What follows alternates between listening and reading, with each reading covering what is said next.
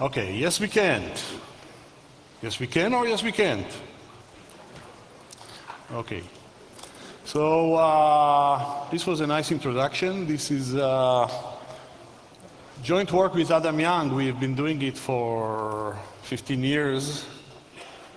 Started it about 15 years ago, so it's a little bit perspective and a little bit retrospective.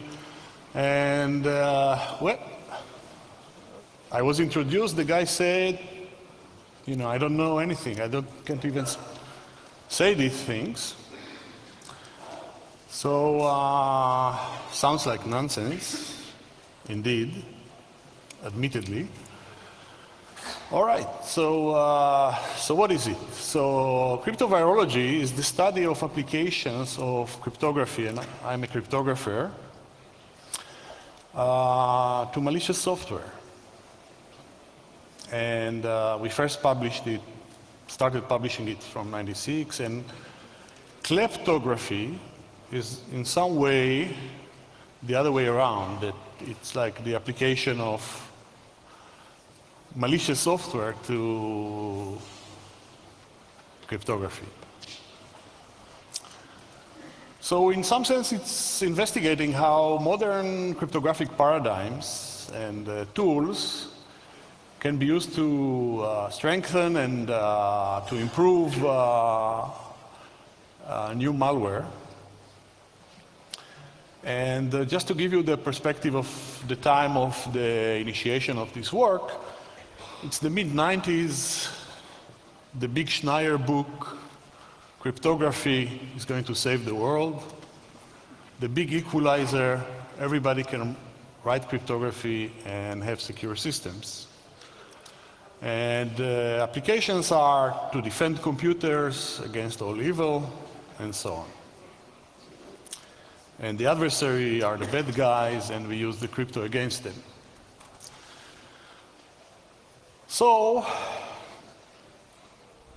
if everybody thinks this way, you might as well think the other way. So that's what we did. How to use cryptography on the attack side of computers. Not that we wanted to attack, but it's interesting to see the scope of what can be done with a technology like cryptography. So we started in '96. In 2000, shamefully, it's kind of a commercial break here. We wrote a book in 2004 that is called Malicious Cryptography Exposing Cryptovirology. And that was about 9-10 years into the investigation, but I'll cover a little bit more here. And the way we decided to look at it is as a technology. So we view malware or software that, like viruses, that people considered bad, simply as a technology, neutral view. And then the idea was to look at malware that tries to hide its presence, conceal secret information despite attempts to reverse engineer, can withstand certain faults, like people try to trace what it does or where it comes from, and so on. And the idea was that this will give insight into what must be done to protect against these threats. Because when it's upon security professionals and hackers, and I love hackers because they always teach me new things, you have to always look for threats. And if you have any sense of responsibility, you also have to look for countermeasures to those threats. And that was in this line of work. And what we did is not something about breaking systems themselves. You know, virus need to penetrate system in some sense. But it's about the exploitation of this combination of technologies once breaking into the system has been achieved. Okay? And we started simply as applications of cryptography to viruses and other malware. And somehow during this investigation, we also got to investigate the opposite. How can cryptographic Trojans can be inserted into crypto systems and what attacks they can do. So that's interesting demonstration of that you get to something that you don't start with. All right, so a little bit about history of malware. I'll be very brief here and I'm going to omit a lot of the history. Just a few lines of important development, because I say we treat malware simply as technology. We don't say it's bad or good, just what it is. So in fact, we can trace malware all the way back to von Neumann and the reproducing finite automata idea that he had. An automata that produces output, and the output is the description of the same automata. That was the first replicating program, and this was already in the 40s, when almost nobody here was alive. These viruses were alive, but we were not. In the 50s, especially in Bell Laboratories, it was the hobby of various geeks, Claude Shannon among them. Core Wars is an example of viral software that was used for games. And then in the 60s, malware was recognized as a threat to integrity and availability of classified information. The documents from the USA Department of Defense and the notions of access control, mandatory access control, and so on. If you read the documents from the 60s, you see that we were very much motivated by this conceived threat. In the 70s, advanced malware design begins, and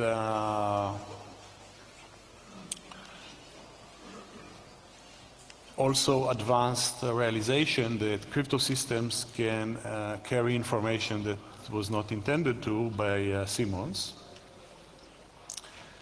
And maybe this information that can be carried inside the crypto system can be a Trojan. In the 80s, viruses start to appear in the wild.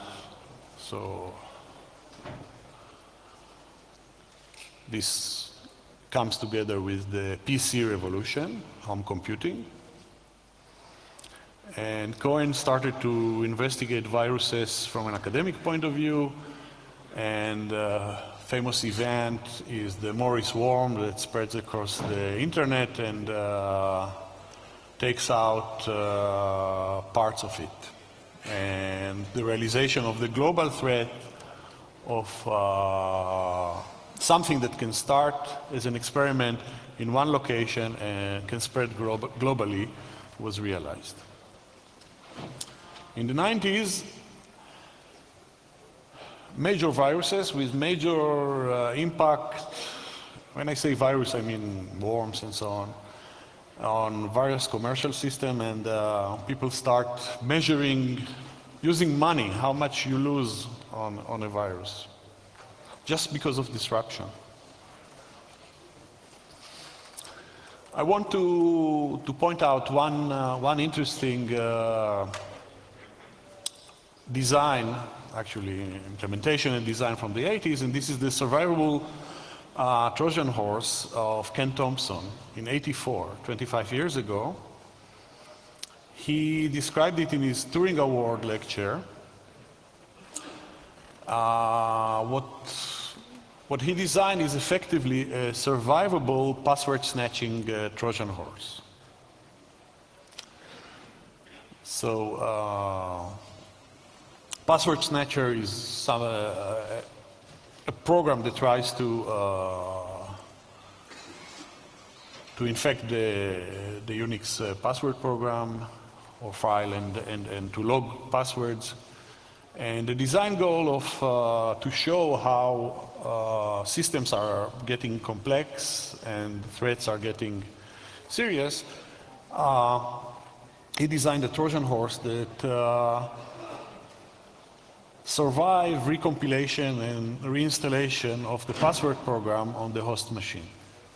So he demonstrated that it's not just the application itself that needs to be protected. And I have the description here, but I will skip it. But I'll get to the bottom line. The bottom line was that essentially the Trojan was using the C compiler to increase its survivability. And then if you replace the C compiler or the password program, just the smart operation of this Trojan made it survive and re-replicate inside the system. And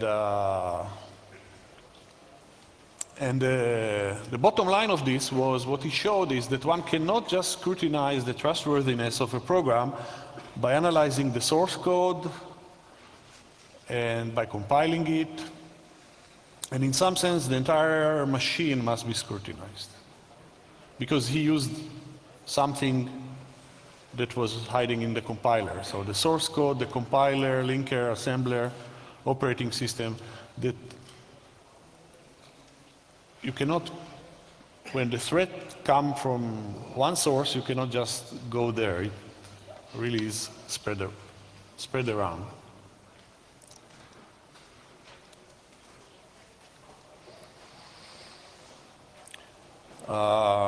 The academic studies by Cohen in his PhD thesis in the 80s, he started to investigate viral countermeasures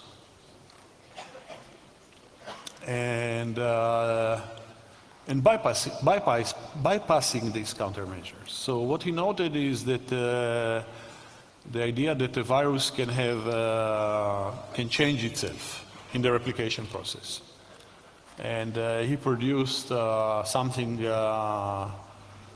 that viruses that has no common sequence of over 3 bytes between each generation. And he called it evolutionary viruses. And nowadays, we know about polymorphic viruses.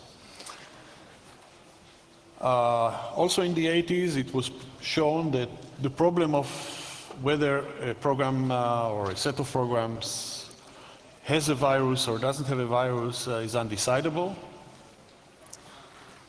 The meaning is that there is no universal treatment, and at the same time, the antivirus heuristics based on scanning and signatures started to be developed. Another something that happened in the 80s is worms were invented as a paradigm for distributed computing in Xerox PARC, among other innovations. And as I said, polymorphic viruses are now known threats, and they employ cryptography to begin with. I'm not getting into the detail, but there is a decryption header that decrypts the program. The program can execute when there is a replication. The decryption can be done with another key. So you can see how cryptography can generate many viewpoints of the same encrypted piece of software. So this was already something that existed as an application of cryptography to malware when we started. So, you can do many changes, and it's easy to exponentially explode the space of possible viruses, and as was noticed in the early 90s. And the other piece, so this was the state of the art when we started.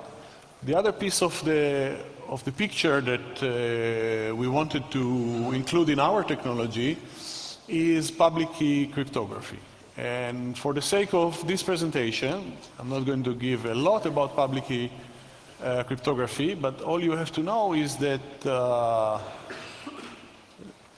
there is a public key denoted Y there, and it has a corresponding secret key X. X is kept by the key owner. Everybody can encrypt E of Y and the message, get the ciphertext CI. Everybody can decrypt it. But the knowledge of Y and the knowledge of does not enable to the decryption of the ciphertext back to the message. Only the one who knows X, this is called trapdoor information, can take the ciphertext and the secret key X, apply a transformation denoted D, and which is the reverse operation to the encryption, and gets the message back. So this was the idea of Diffie and Hellman in the late 70s, and the first example of it was the RSA, which was based on factoring big numbers, that there is a number n that is multiple of p and q, two big numbers, and you cannot factor them. You cannot factor, you cannot take eth root, therefore you can take a message and raise it to the e mod n. Only if you can factor, you can recover m. And applications for this is encryption, key exchange, digital signatures, and various protocols that have been suggested in the last 30 years, like playing poker over the phone. Okay. So now I'm going to get to the subject of cryptovirology. And I will review three topics. The first one is cryptoviral extortion. This is an active attack. The second subject that I will cover will be deniable password snatching, which is a passive attack, where the combination of cryptographic technology and other available modern channels that are available in the infrastructure enables us to provide the attacker with deniability of being identified. And the third topic that I will just mention is computationally secure information stealing. Kind of a virus that you know the virus, you have all the traces of the operation, and still you don't know what the virus was stealing. Okay? So these are the types of things that you can do when you start combining these technologies, this public key cryptography on the one hand, and viruses on the other. So, wow, how can such research be justified? But I don't think this is the right conference that I need. I mean, I should have erased this slide. Everybody understand? You have to hack system, you have to break system, you have to think about threats, and this will help society. If you get the right cooperation. And I'll talk about it later. So let's go directly to the setting of the cryptoviral extortion. So assume the following setting. The host computer has valuable data. I call it D, capital D. And due to laziness, the usual laziness, at the moment it's not backed up or not fully backed up. And assume you wrote a virus that has access to secure random bit generator. It has entropy extraction in it, something it can reach the environment and get kind of truly random bits from the physical devices. The virus has a code for secure symmetric cipher, like AES, say. And the virus has access to code for secure asymmetric cipher. This is the public key encryption. So it has, let's say, a program for RSA encryption. So here is the, more or less, the cryptoviral extortion attack. And this is a protocol between the attacker and the virus. And let's go and see what's going on here. So the attacker generates a private key X and corresponding public key Y. And the attacker places Y in the virus, but keeps X to himself in his own machine, not connected to anything, nothing. Not the internet, not anything. And then the virus arrives at the host machine. And I said, this is not the part of the talk, how to get there, but we got it. It's there. So,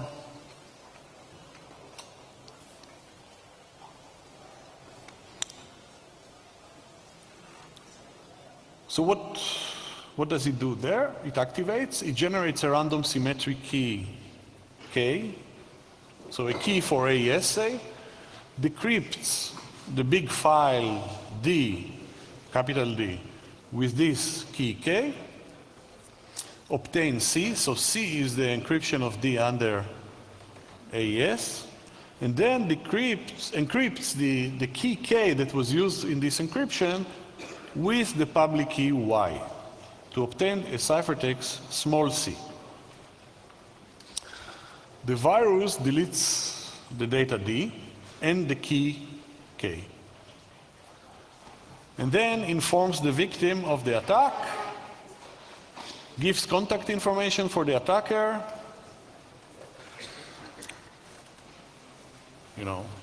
hopefully not directly, but some digital information, some anonymous Swiss bank account. And then the victim contacts the attacker and gives the attacker C along with the ransom because it asked for some money in step 4. Step 5, the attacker obtains the ransom, and since he wants to play nice,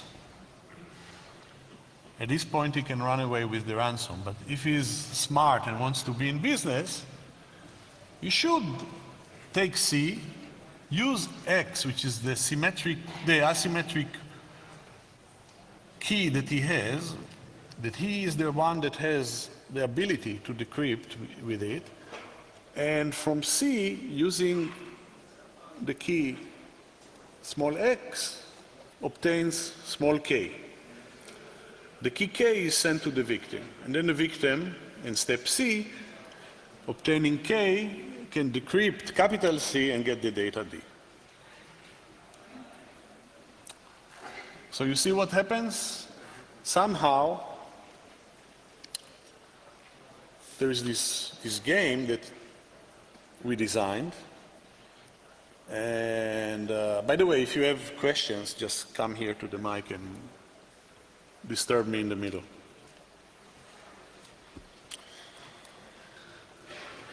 So first of all, security of this attack. So analyzing the code of the virus reveals the public key Y and not the private key X, because it's not there. And we know with public key, just knowing the encryption key Y is not sufficient for decryption. As long as the symmetric key K is not captured, if the virus is written right, then in short time it is erased after the decryption, and there's no way to recover K because it exists only in encrypted form. The encryption can be performed also incrementally if you want to avoid detection. This is virus technology. And then there are variations. You don't necessarily have to extort money. You can get data and so on. And communication can be done anonymous way and so on. So this gives security to the attacker.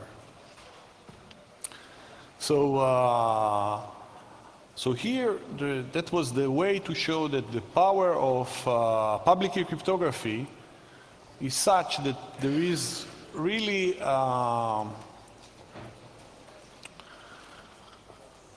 unequal powers here. The attacker has the decryption key, and he's the only one that has the decryption key, and he has to be involved in the recovery. So before the involvement of public key, such an imbalance of power between attacker and attacked host did not exist. And this is the right tool for this imbalance of power. So previously the virus could disrupt, could have done delete things and so on, but never move the power to release the information to the attacker who is remote and is not even present during the operation of the virus. Okay, so that's the first idea. The second idea that I will cover is password snatching that we did, and a typical password snatching scenario, and we did it in '97, so the examples are of that technology, but technology just worked in favor of this attack that I will talk about. But so password snatching was conceived in the multi-user machine environment, and the best password is to steal login and passwords. And the classical solution is that the attacker installs a Trojan, like a keylogger, that collects login and passwords pairs, store them in a hidden file, and the attacker later download these files to get those things. And the drawback of this classical attack is that the attacker is at risk when he or she installs the Trojan, and also when retrieving the login password information. Okay? So the idea of the deniable password snatching was, again, to use the power of cryptography and more or less public channels to make the password snatching attack deniable, such that all public actions by the attacker do not necessarily tag the attacker as the attacker. Anybody else could have done the same actions.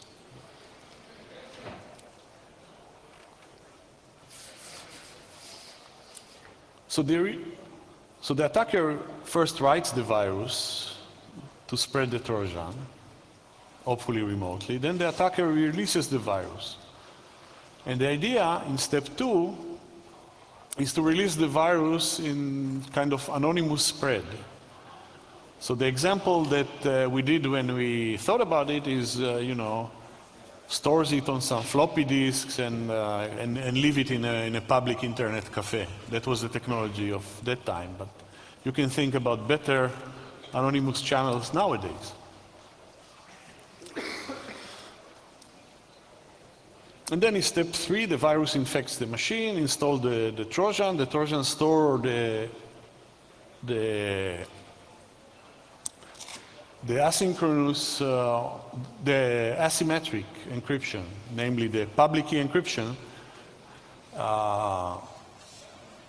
Trojan, and when it collects login and password, encrypts it with this public key crypto system. And then the idea is, in step 3, to broadcast back this information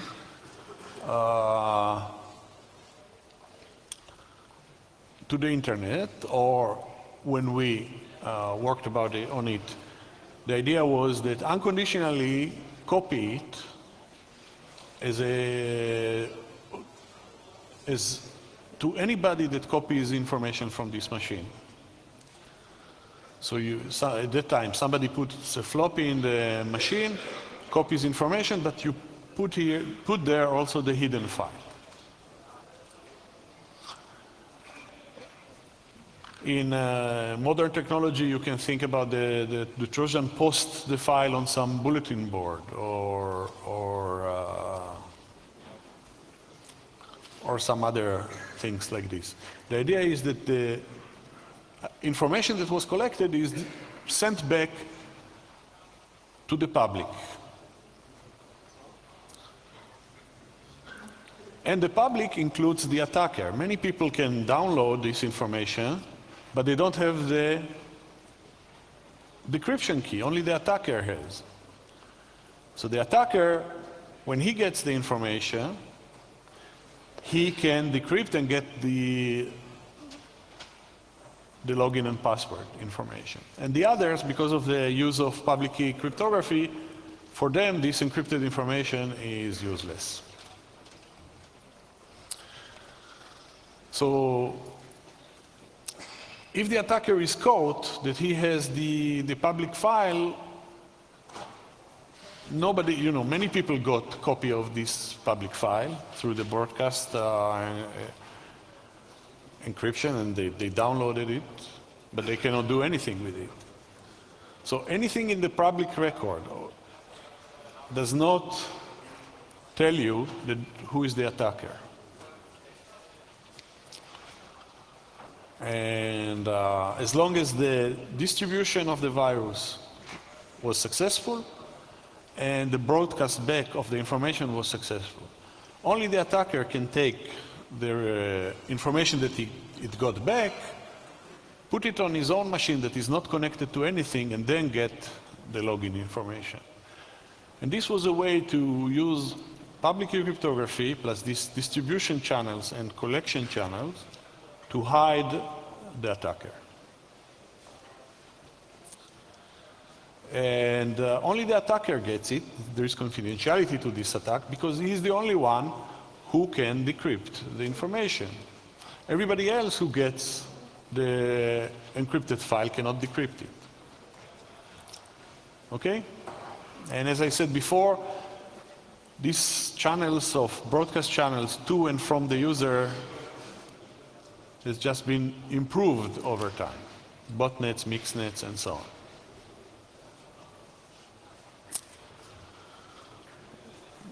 The third threat that I wanted just to mention is this computationally secure information stealing. And the idea is to take a virus that searches for specific information and then steals it, put it in some storage, or stores it in itself and then moves it back to the attacker. And you get the code of the virus, you get full trace of everything that the virus was doing, and you don't know what was he looking for. Let's say he looked for a salary of certain person in an organization and puts it in the virus itself and started copying back, and it gets back to the attacker. But nobody, just looking at the virus, looking at the trace, is able to see what was done. So again, with the power of cryptography and with the power that you can process the entire salary file, pretend, quote unquote, encrypt everything, but actually encrypt only the right thing without anybody knowing, even if you have full trace of what was done, is possible to do with cryptography, with cryptographic techniques. So there is a way to steal information without anybody in the world but the guy who wrote the virus, the thief, knowing what was stolen. I will not give the details here, they are a little bit more complicated. But it's possible. So I will not cover more attacks of this nature, but I will give a little bit retrospection what this shows.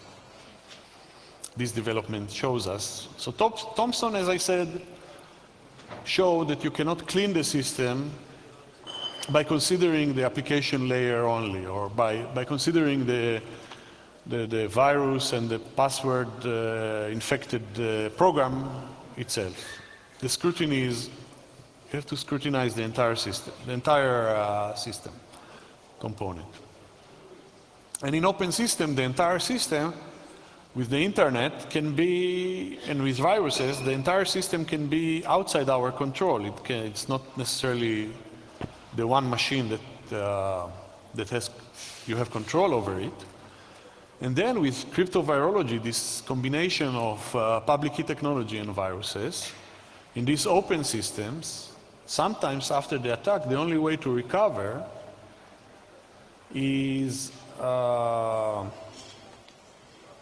considering the attacker itself outside the system. Or you have to take care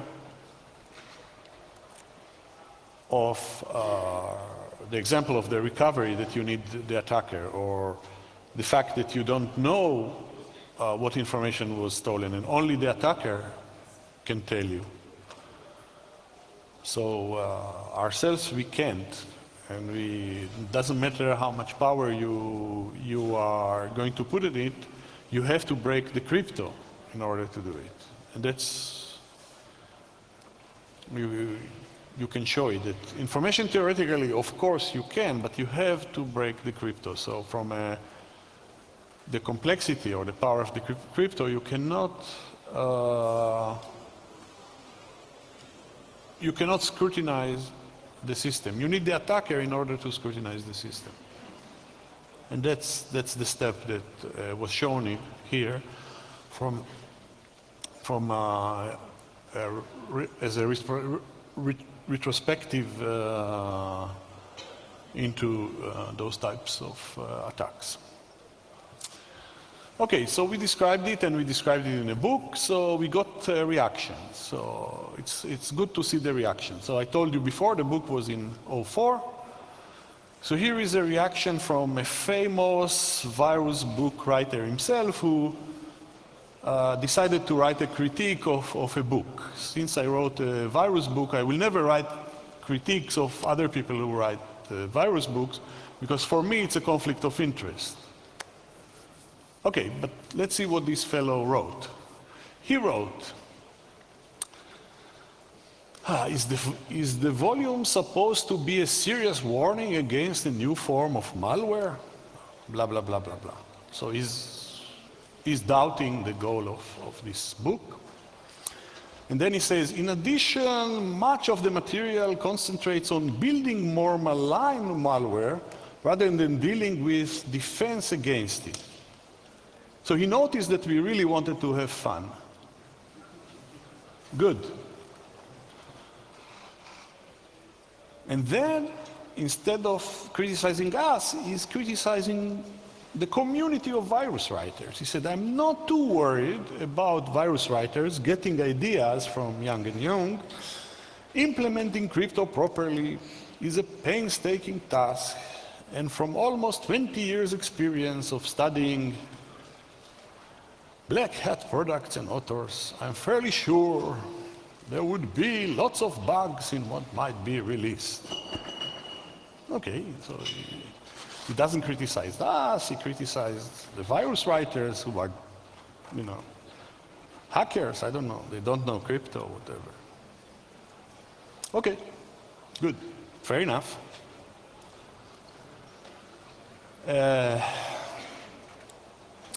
Some director in some funding agency told us, we do not consider these attacks as high priority or immediate. Okay.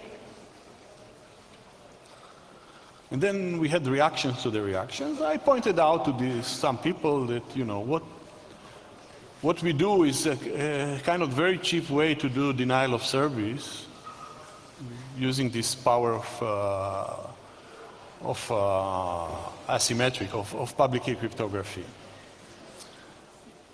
Adam took the criticism a little bit more seriously and he said, wow, who needs to know cryptography? So he implemented a version of the active attack, this ransomware virus employing CAPI, Microsoft's cryptographic API. So to verify that you don't really need to know cryptography, you just call the API.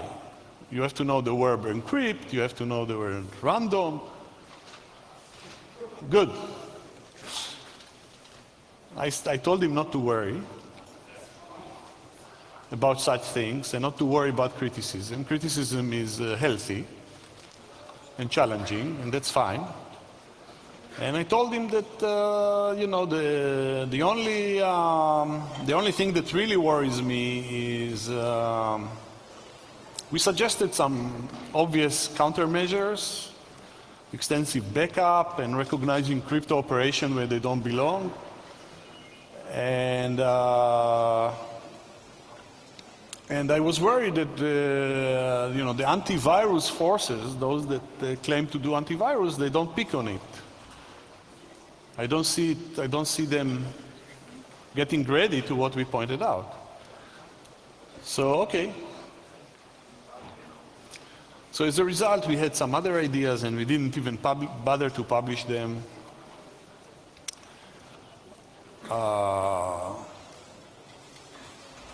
In this direction. And then, around 2007, strong ransomware employing public key cryptography started to appear. So virus spreading started using botnet, which is very similar to the password snatching channel that you don't know who is the attacker, and ransomware that asks you for money. So the conclusion is the bad guys' business is to try to make money, and they ignore recommendations from heads of funding agencies and book writers that write criticism of other books. Simply, they want to make money. And of course, there are various discussions about whether these attacks are severe, important, what they are, how serious they are there alternative attacks? I'm not getting into this. I'm just pointing out what we did and what was done, and you be the judge. Okay? So this is the current state of affairs regarding these cryptovirological attacks. Okay? So then we kind of abandoned writing about cryptoviruses and concentrated more, and still concentrating on something that we call kleptography. So it's a play on words. It's a combination of cryptography and klepto, which is theft. So we noticed that in those malware designs, we always have kind of a crypto Trojan horse core that was doing cryptographic work. And then there was a spread mechanism that was a virus that was replicating through the system to get access.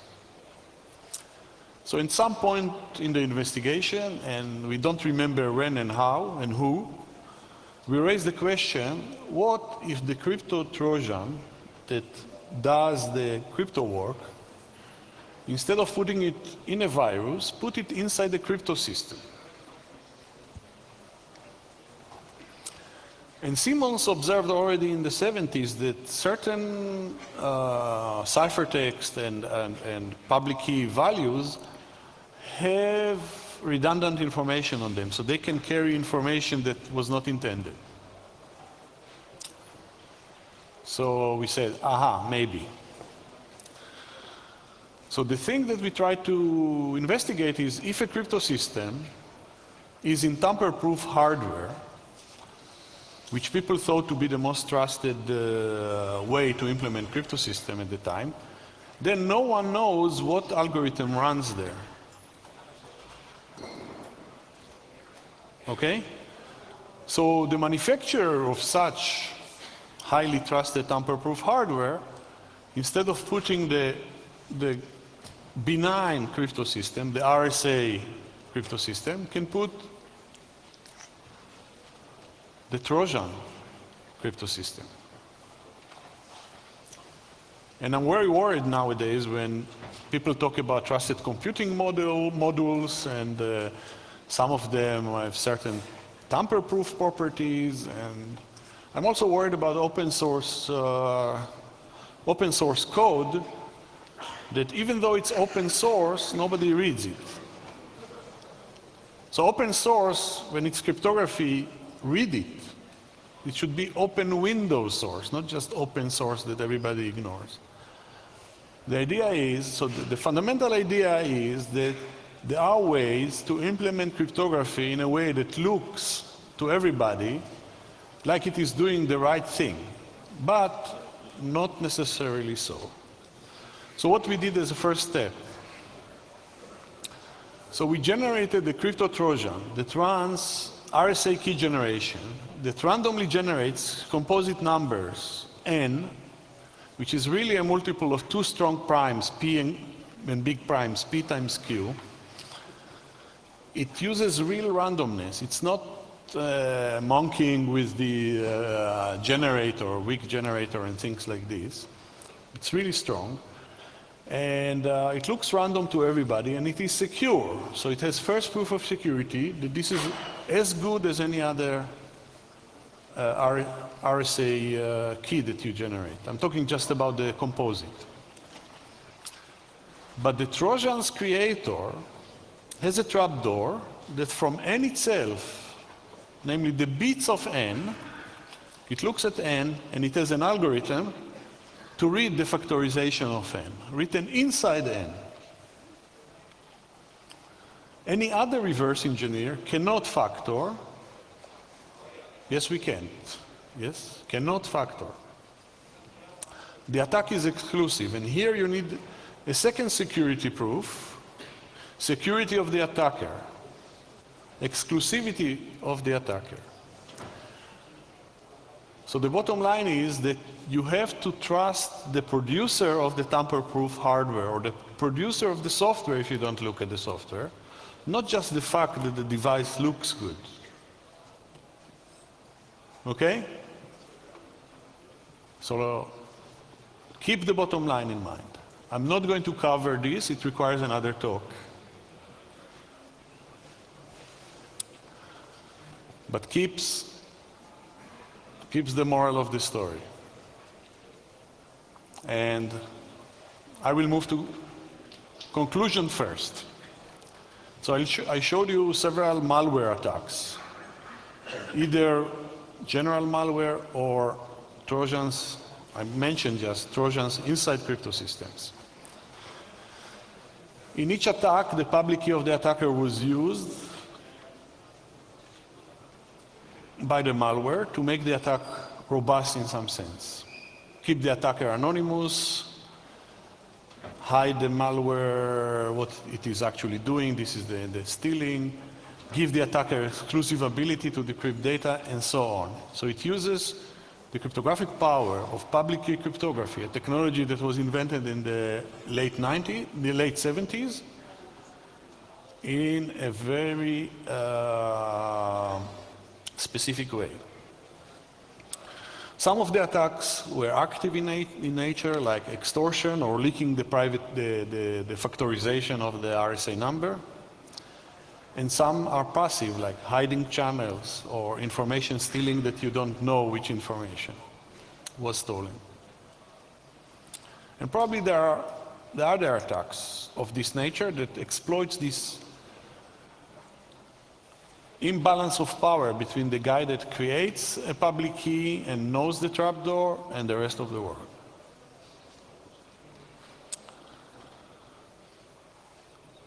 And technology can be used and abused. Technology is neutral. It's what we make out of it. Crypto API was not generated by Microsoft for my collaborator Adam to write a virus, but you can do it. Public key cryptography was generated for encryption and signature, not for these attacks, but you can use it for the attacks. Ransomware has been used. I think also the deniability has been used in some way.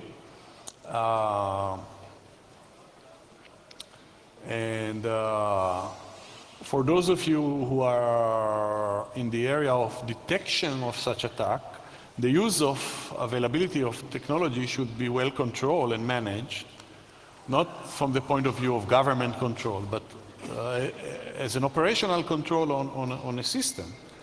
Access control, who does what, and it's not that if you run your system and you manage it, you have to know which parts of the system are allowed to do what. There's something about threats. Always look for new possibilities of attacks. It's very, very easy to come after the attack and say, there was an attack. The idea is to predict attacks 10 years before they occur and respond to them before they occur and not just be reactive, you know. Zero-day attack. Be ready for them if you can, if somebody told you.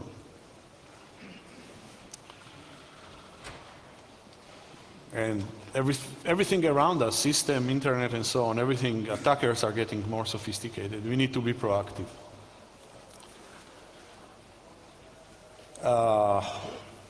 So I call this, I titled this talk, Yes, We Can't. Why yes, we can? Because crypto has positive applications. And then cryptovirology showed negative applications. So we can do great things with crypto, but it can also prevent us from foiling certain attacks. So it has negative application. But then we can take cryptovirology and turn it, malware and crypto as technology, and employ it in a positive way. So you can turn cryptovirology to produce distributed agents that are robust, survivable, for example, or nobody knows what they do. So you do distributed computing, and even though somebody does the work for you, he doesn't know what you do. And you can turn kleptography to key recovery methods that don't use additional work than just generating a key. So there are also positive, so the negative applications have positive applications, if you wish. So, you know, it's a strange world. So yes, we can. Conclusion, further conclusion, assurance of systems component is tricky business. Cryptographic crypto systems show this.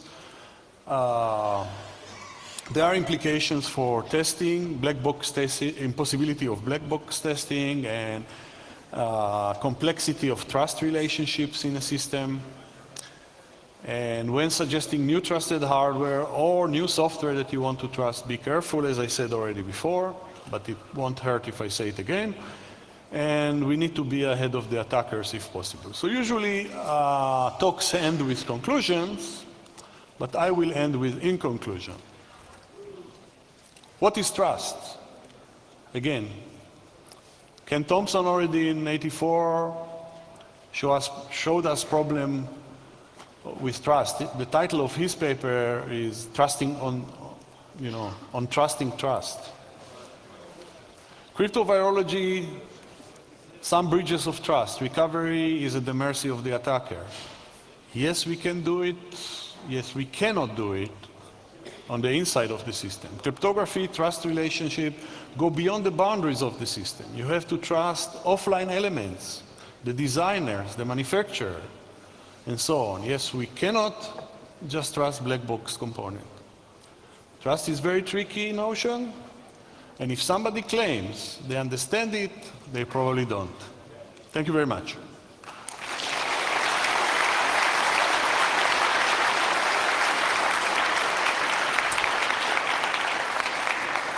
Yeah, so thank you for the talk. I'll finish the talk now. Thanks a lot.